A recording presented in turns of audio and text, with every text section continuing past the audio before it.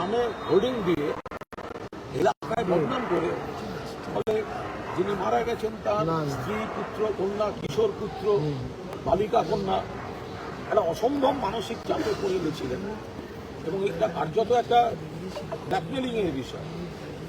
তিনি বলেছিলেন, আচ্ছা ঠিক আছে, তোমরা জিতেছ, আমি তোমরা খাওয়া দাওয়া, মিষ্টি খাও, ভাত মাংস খাও, আমি এইটুকু দিচ্ছি, কিন্তু এত বড় অঙ্ক আমার কাছে চাইলে আমি তো এসব উদাহরণ দেবো।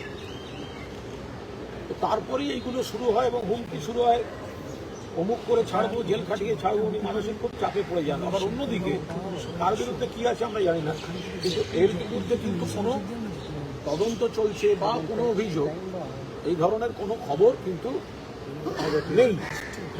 ফলে খুবই মানসিক যন্ত্রণায় ছিলেন। এখন যা শোনা যাচ্ছে যে পরশুদিন আইএসএল এর ম্যাচও দেখতে গেছে, কট্টর ইস্টবেঙ্গল সাপোর্টার, ফুটবল লাভার, ফুটবল প্রেমী ছিলেন, ইস্টবেঙ্গল জিততে আনন্দ করেছেন। পরশুদিন মেয়ের জন্মদিন পালন করেছেন, বাচ্চা মেয়ে, ক্লাস 4 বা 5 এর।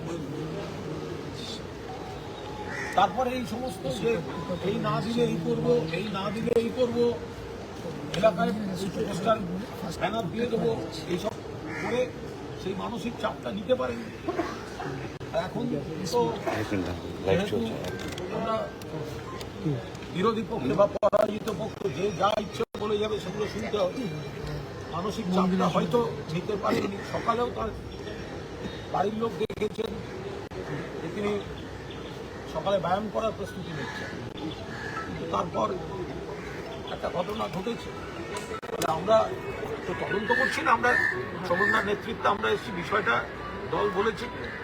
একটা হচ্ছে পরিবারের সহকর্মীদের পাশে থাকা, অন্য হচ্ছে কি হয়েছে পুলিশের তদন্ত। এখানে যারা এলাকার সহকর্মী এবং সিনিয়ররা রয়েছেন আমরা আছি, এখন ময়নাতদন্ত হচ্ছে, এরপর দেখা যাবে এভাবে হয় তার স্ত্রী, পুত্র এবং কন্যা, তাদের প্রতি আমরা সহমর্মিতা জানাতে। ফলো করুন সংবাদ প্রতিদিন ডিজিটাল।